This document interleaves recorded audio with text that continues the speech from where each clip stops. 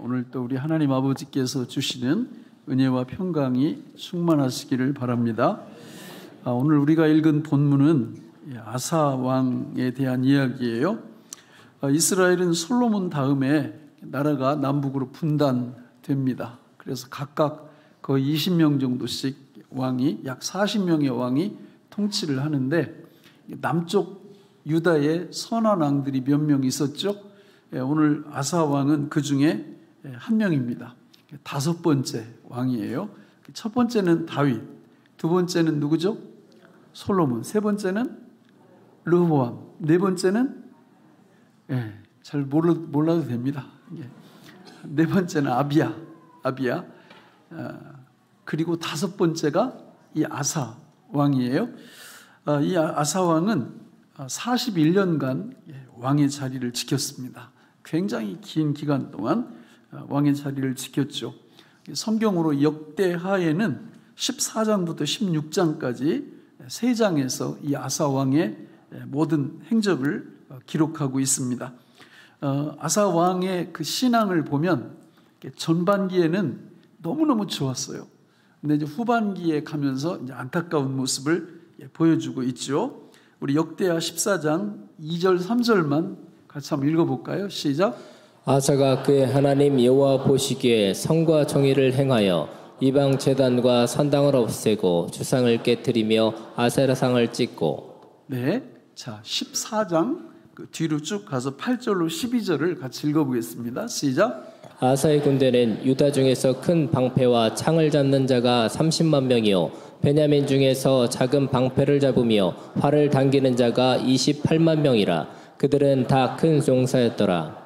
구스 사람 세라가 그들을 지뢰하여 군사 100만 명과 병거 300대를 거느리고 마레사에 이르매 아사가 마주 나가서 마레사의 스바다 골짜기 전에 전열을 갖추고 아사가 그의 하나님 여호와께 부르짖어 이르되 여호와여 힘이 강한 자와 약한 자 사이에는 주밖에 도와줄 리가 없사오니 우리 하나님 여호와여 우리를 도우소서. 우리가 주를 의지하오며 주의 이름을 의탁하옵고 이 많은 무리를 치러 왔나이다. 여호와여 주는 우리 하나님이시오니 원하건대 사람이 주를 이기지 못하게 하옵소서 하였더니 여호와께서 구스 사람들을 아사와 유다 사람들 앞에서 치시니 구스 사람들이 도망하는지라. 아멘. 완벽한 신앙의 모습을 보여주고 있죠. 앞에서는 모든 백성들로 하여금 하나님을 잘 섬기도록 그렇게 이끄는 모습이 나오고, 또 그 구스 사람, 에티오피아 사람들이 100만 명 대군을 이끌고 쳐들어오자 인간의 방법을 의지하지 않고 하나님의 방법을 의지하고 하나님께 온전히 기도하고 맡기는 모습을 보이면서 그 결과가 너무 아름답게 만들어지고 있어요. 근데 이 모습이 끝까지 가지 못했다라는 거죠. 역대하 16장 1절부터 6절을 우리 같이 읽어보겠습니다. 시작. 아사왕 제36년에 이스라엘 왕 바아사가 유다를 치러 올라와서 라마를 건축하여 사람을 유다왕 아사에게 왕래하지 못하게 하려 한지라. 아사가 여호와의 전 곳간과 왕궁 곳간에 은금을 내어다가 다메섹에 사는 아람 왕 베나닷에게 보내며 이르되 내 아버지와 당신의 아버지 사이에와 같이 나와 당신 사이에 약조하자. 내가 당신에게 은금을 보내노니 와서 이스라엘 왕 바아사와 세운 약조를 깨뜨려 그가 나를 떠나게 하라 하매 베나닷이 아사 왕의 말을 듣고 그의 군대 지휘관들을 보내어 이스라엘 성읍들을 치되 이온과 단과 아벨마임과 납달리의 모든 국고성들을 쳤더니 바아사가 듣고 라마 건축하는 일을 포기하고 그 공사를 그친지라. 아사 왕이 온 유다 무리를 거느리고 바아사가 라마를 건축하던 돌과 제목을 운반하여다가 게와 미스바를 건축하였더라. 자, 여러분 어때요? 앞에 나온 아사 왕과 뒤에 나오는 아사 왕의 행동이 너무 차이가 크죠? 앞에서는 하나님 앞에 반듯하게 섰던 모습인데 뒤에 나오는 아사 왕의 모습은 그 모습은 온데간데 없고 인간적인 수단 의지하면서 하나님과 전혀 상관없는 삶을 살아가고 있다는 것입니다. 여러분, 이게 남의 얘기가 아니고요. 누구 얘기예요? 내 얘기예요, 내 얘기. 나도 언제나 과거에 이렇게 집착해 있다 보면 현재의 나도 모르는 사이에 하나님을 떠날 수 있음을 보여주고 있습니다. 여러분, 이런 상황에서 오늘 본문에 보면 하나님이 개입하고 계시는 거죠. 우리 본문 16장 7절 10절을 이어서 읽어보겠습니다. 시작. 그때 선견자 하나니가 유다 왕 아사에게 나와서 그에게 이르되 왕이 아람 왕을 의지하고 왕의 하나님 여호와를 의지하지 아니하였으므로 아람 왕의 군대가 왕의 손에서 벗어났나이다. 구스 사람과 룹 사람의 군대가 크지 아니하며 말과 병거가 심히 많지 아니하더이까. 그러나 왕이 여호와를 의지하였으므로 여호와께서 왕의 손에 넘기셨나이다. 여호와의 눈은 온 땅을 두루 감찰하사 전심으로 자기에게 향하는 자들을 위하여 능력을 베푸시나니 이 일은 왕이 망령되이 행하였은즉 이후부터는 왕에게 전쟁이 있으리라 하매 아사가 노하여 선견자를 옥에 가두었으니 이는 그의 말에 크게 노하였음이며 그때에 아사가 또 백성 중에서 몇 사람을 학대하였더라. 아멘. 자, 너무 마음이 안타깝죠. 코로나가 다 끝났어요. 그런데도 많은 사람들이 여기에 나오지 않습니다. 여러분, 옛날에 제가 우리 지금 24년째 여기 목회를 하고 있는데 정말 열심을 내던 많은 분들이 있었는데 계속 하는 분들도 많이 있어요. 근데 어떤 분들은 그 열심히 다 식어서 예배 주일날 한 번 드리는 것도 버거워하는 분들이 있습니다. 왜 이런 일이 벌어질까요? 이런 일이 벌어지면 안 됩니다. 그 원인을 16장 9절 상반절에서 우리한테 설명해 주고 있는데 같이 한번 읽어볼까요?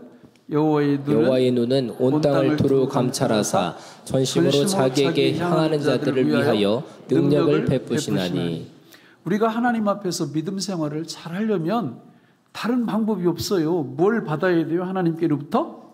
능력을 받아야 됩니다. 능력이 안 오면 방법이 없어요. 그런데 그 능력을 주시는 그 원인, 어떻게 할 때 능력을 주시냐? 저기 나오잖아요. 여호와의 눈은 온 땅을 두루 감찰하사 어떻게? 오늘 설교 제목이 뭐예요? 전심으로예요. 전심으로. 그러니까 전심으로 하나님께 향하는 자들. 그러니까 전심으로 하나님께 향하면 하나님이 뭘 주신다고요? 능력을 주십니다. 그래서 그 능력으로 믿음 생활이 예나 지금이나 변함없이 열심히 이렇게 가는 거예요. 그러나 만약에 하나님께로부터 능력을 받지 못한다면 전심이 떨어진 거예요. 전심에 문제가 생긴 것입니다.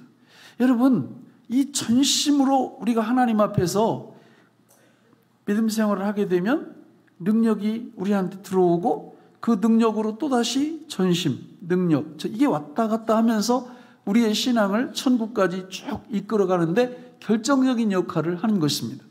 많은 분들이 내가 옛날에 예수 믿을 때 정말 가슴이 뜨거웠었는데 너무 내가 열정이 있었는데 이러는 분들 뭘 체크해 보시면 알아요? 전심.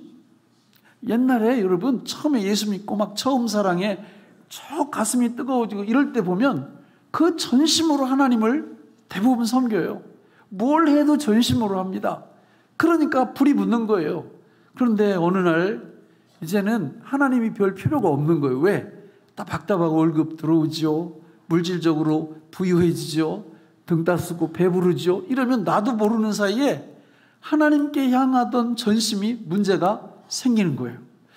여러분 시편 말씀에 보면 이 전심이라는 말씀이 너무 우리한테 중요한 것들을 가르쳐 주는데 전심에 어디에서 문제가 생기냐? 저기에서 생겨요. 같이 한번 볼까요? 자, 어디에서 생긴다고요? 감사, 찬송, 기도에서 생기는 거예요.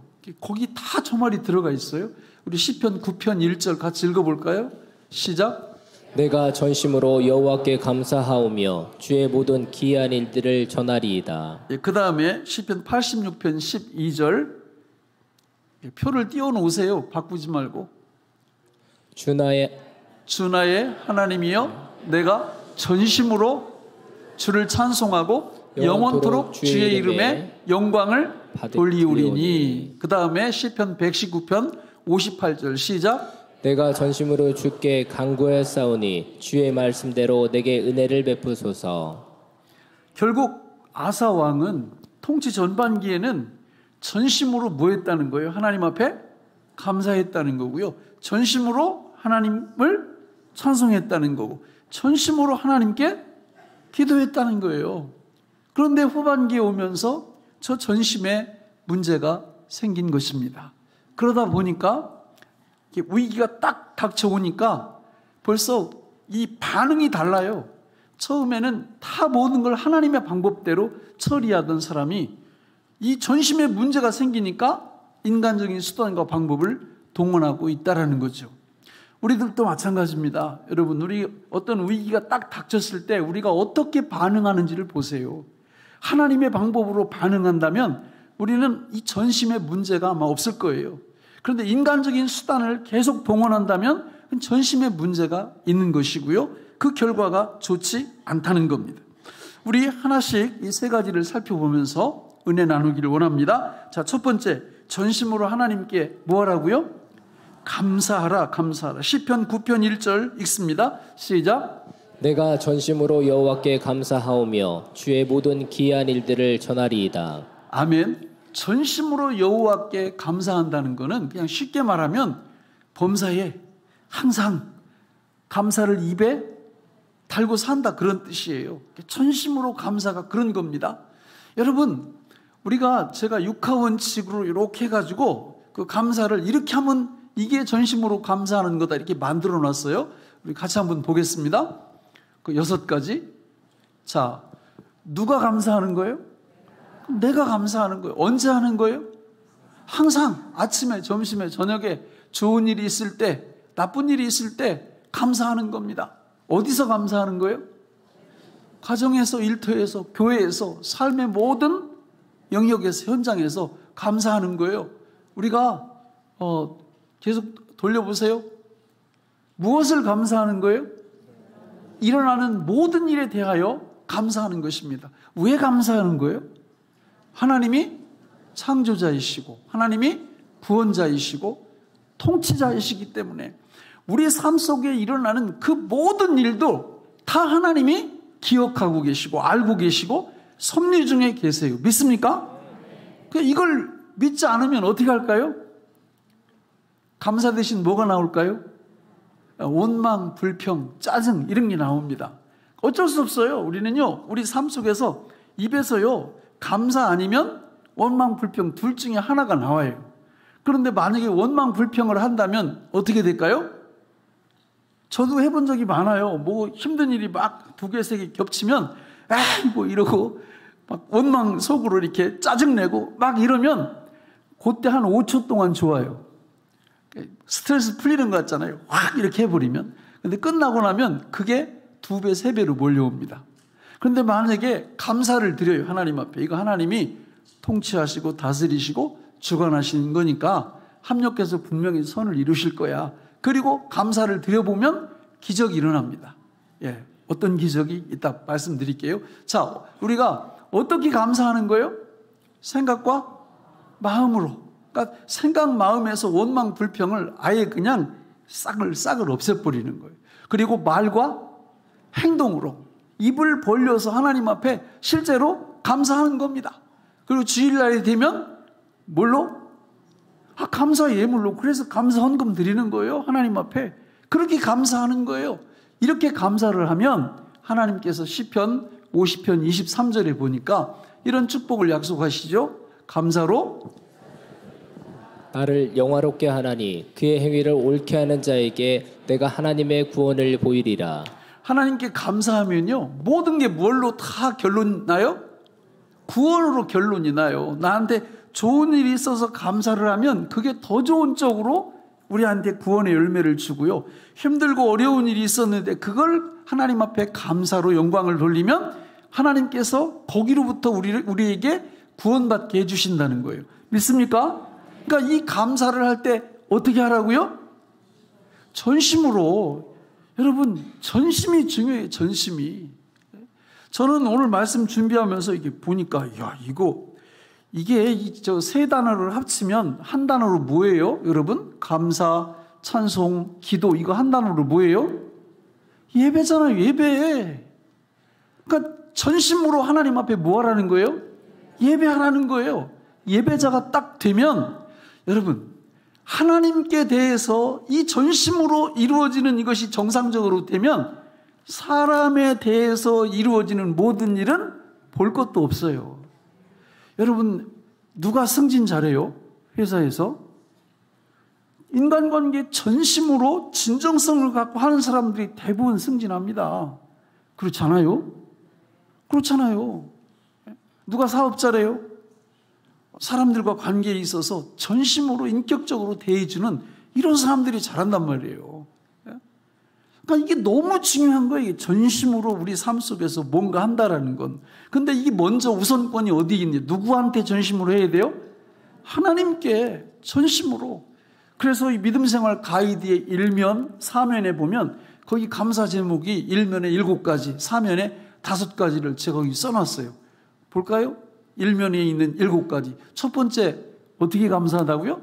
삼동 믿음으로 살게 하시니 감사합니다. 두 번째, 하나님의 사랑과 자녀 삼아주심과 통치하심을 감사합니다. 세 번째, 죽으면 죽으리다의 믿음으로 그리하지 아니하실지라도의 믿음으로 살게 하심을 감사합니다. 네 번째, 믿음, 소망, 사랑으로 살게 하심을 감사합니다. 다섯 번째, 항상 기뻐하고 쉬지 말고 기도하고 범사에 감사하게 하심을 감사합니다. 여섯 번째, 마지막 7번째, 아멘. 다 외우시죠? 그냥 술술 나오죠? 낮에? 안 나오면 말이 안 되지. 새벽마다 하는 건데. 저런 건 외워야죠. 저 성경 순서대로 이렇게 만들어 놓은 거거든요. 제가 임의로 만든 게 아니라 성경이 나오는 걸 갖고 감사드리는 거예요. 근데 대충 하지 말고 어떻게 하라고요? 전심으로. 또 사면에도 일상적인 감사 5가지. 가정과 자녀와 부모님 주심을 감사합니다. 영육간 강건케 하심을 감사합니다. 인도와 보호와 공급하심을 감사합니다. 교회와 일터와 나라 주심을 감사합니다. 범사에 감사합니다. 한번 해보세요, 여러분. 해본 분들은 알 거예요. 이게 어떻게 구원으로 연결되는지를. 하나님이 우리한테 주신 놀라운 축복이란 말이에요. 우리 하나님 앞에 늘 전심으로 감사하는 분들이 되시기를 바랍니다. 그래서 우리 삶 속에서 때마다 일마다 구원을 경험하는 놀라운 은총의 삶이 있어지기를 바랍니다. 두 번째는 전심으로 뭐 하라고요? 하나님을 찬송하라. 찬송하라. 우리 본문 같이 읽어볼까요? 시편 86편 12절 시작. 주 나의 하나님이여 내가 전심으로 주를 찬송하고 영원토록 주의 이름에 영광을 돌리오리니.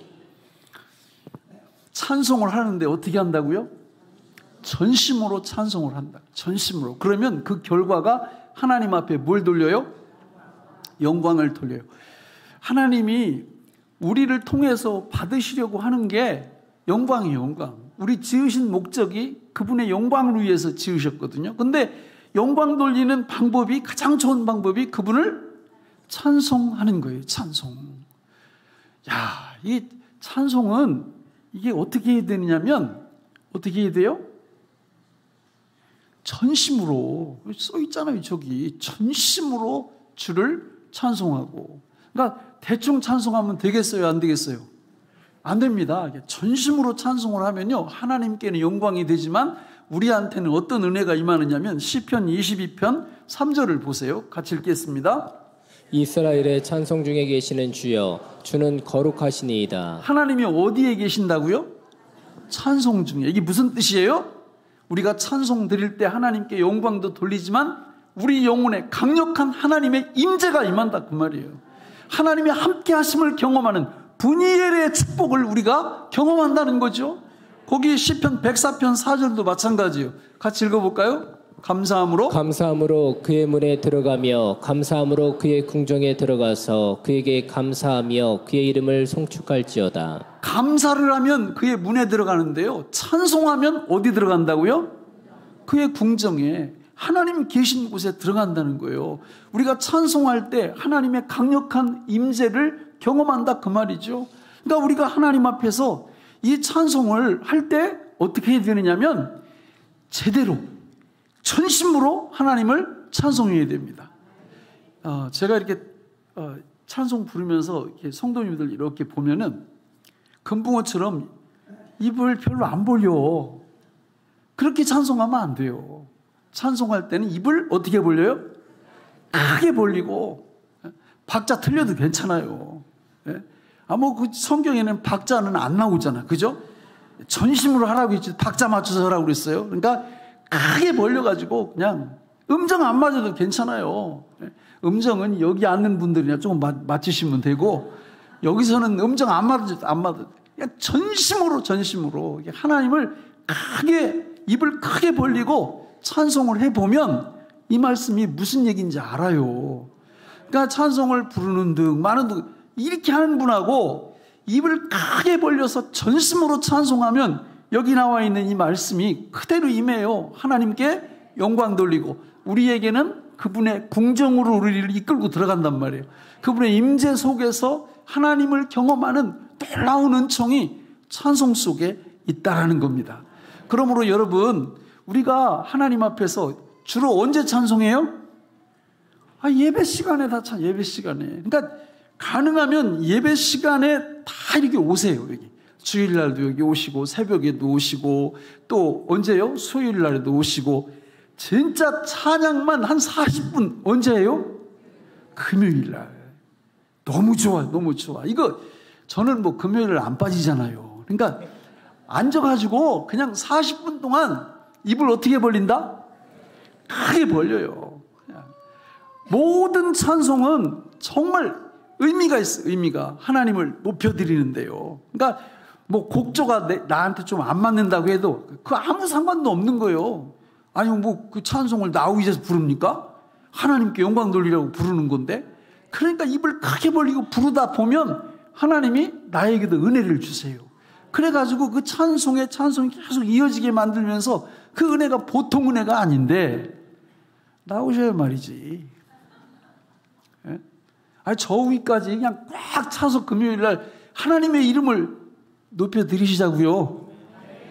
예, 아멘 하신 분들은 이번 주 금요일날 정말이에요. 여러분, 이런 기회를 왜 놓치시느냐고. 왜 놓치시느냐고. 진짜 부득이한 일이 없는 한 여러분 나오셔서 우리 하나님의 그 멋진 이름을 정말 찬송해 보자고요.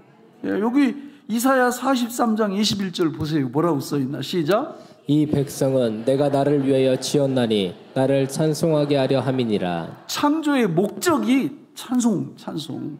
또 히브리서 13장 15절도 시작. 그러므로 우리는 예수로 말미암아 항상 찬송의 제사를 하나님께 드리자.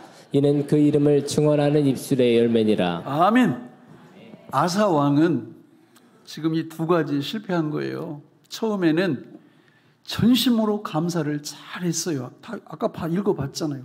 전심으로 하나님을 찬송을 잘했어요. 그런데 시간이 흐르면서 이게 슬금슬금 사라져버린 거예요. 오늘 우리들도 마찬가지입니다. 옛날 처음 신앙 그거 그리워하지 마세요. 아니 믿으면 믿을수록 더 좋아져야지. 근데 왜 더 안 좋아지냐? 뭐가 문제가 생긴 거예요? 전심으로.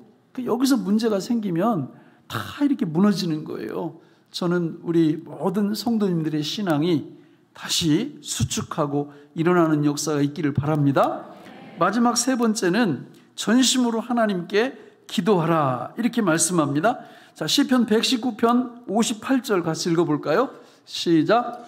내가 전심으로 주께 간구하였사오니 주의 말씀대로 내게 은혜를 베푸소서. 아까 말씀 봤지만 아사왕은 처음에는 전심으로 기도하는 사람이었어요. 어떤 일을 만나도 기도해요. 100만 대군이 밀고 들어오니까 거기 작전 전략 짜기 전에 먼저 하나님 앞에 기도했어요. 와, 여러분 우리 애들 중에 하나가 무슨 일만 있으면 기도 제목을 카톡에다 올려요. 그래서 내가 칭찬해 줬어요. 나도 너 배우고 싶다고 이런 자세를. 그러니까 막 역사가 일어나요. 그걸 놓고 기도하면. 우리가 전심으로 하나님 앞에 기도한다는 건 이렇게 중요해요.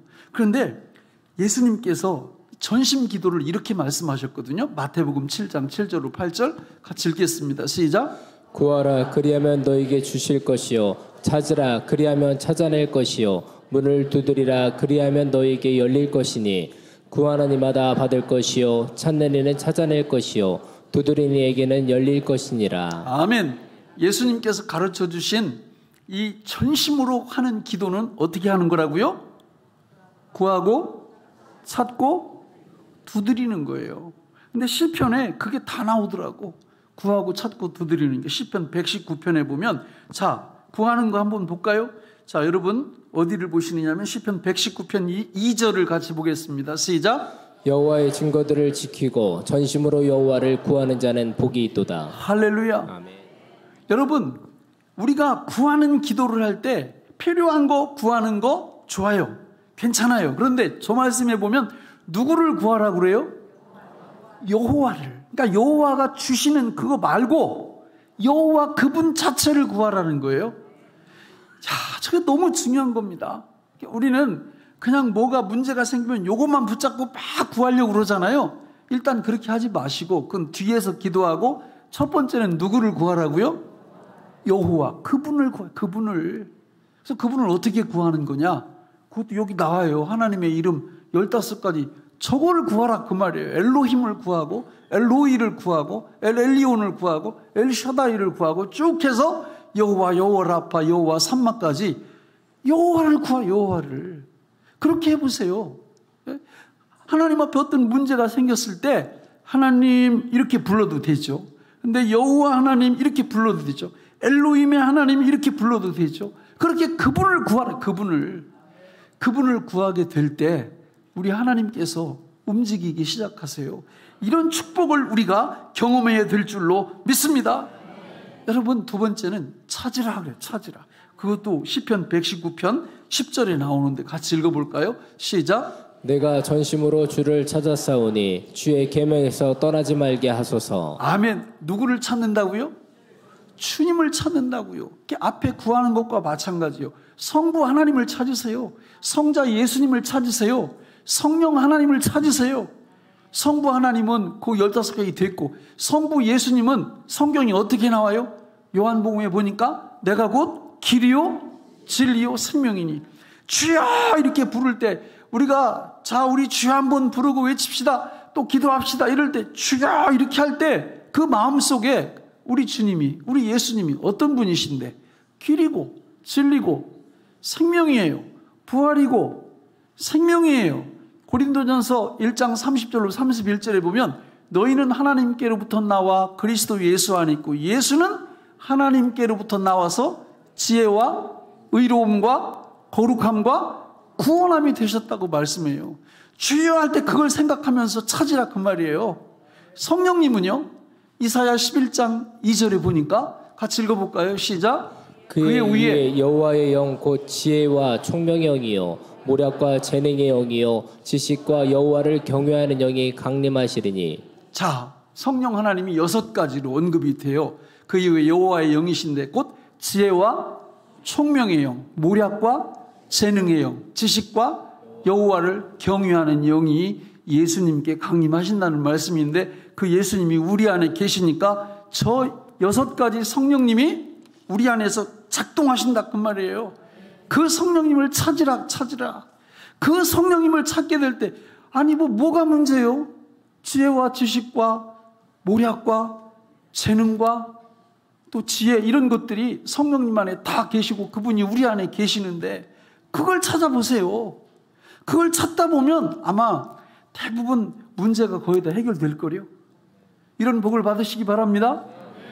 두드리라. 자, 시편 119편 145절 같이 읽어보겠습니다. 시작. 여호와여 내가 전심으로 부르짖었사오니 내게 응답하소서. 내가 주의 교훈들을 지키리이다.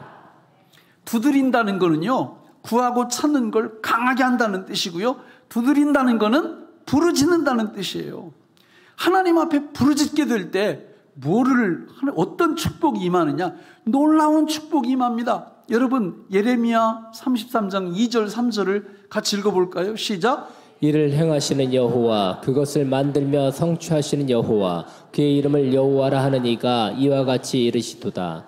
너는 내게 부르짖으라. 내가 내게 응답하겠고 내가 알지 못하는 크고 은밀한 일을 내게 보이리라. 아멘. 부르짖으면 내가 내게 뭐 하겠고? 응답하겠고. 믿습니까?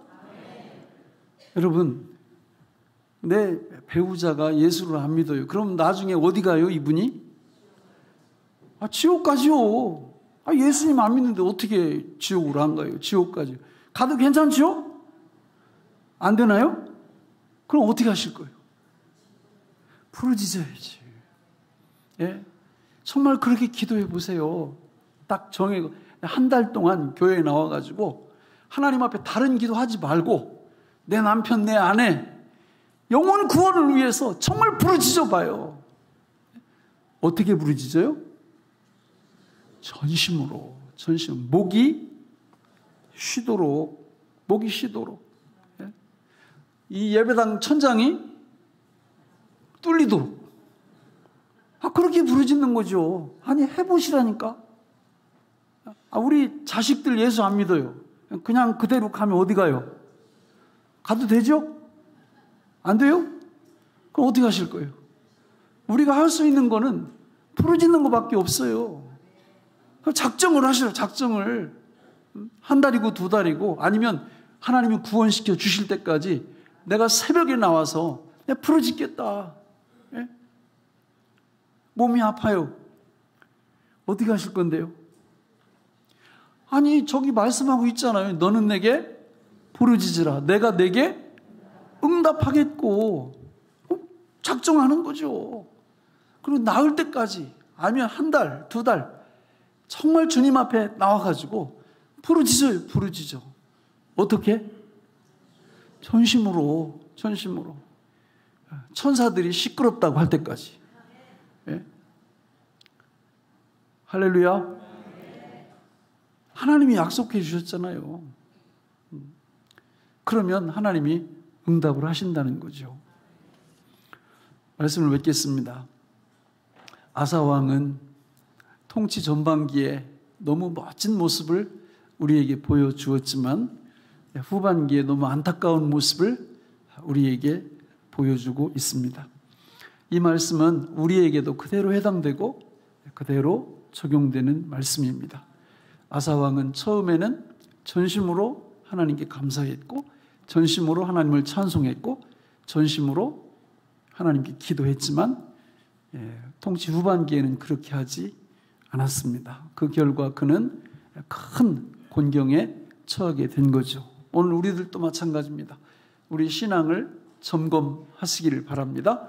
그래서 하나님 앞에서 내가 전심으로 예배자가 되어 있냐?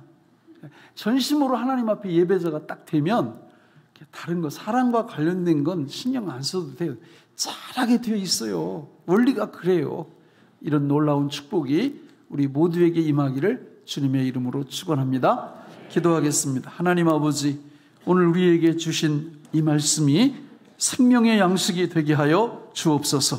예수님의 이름으로 간절히 기도하옵나이다. 아멘.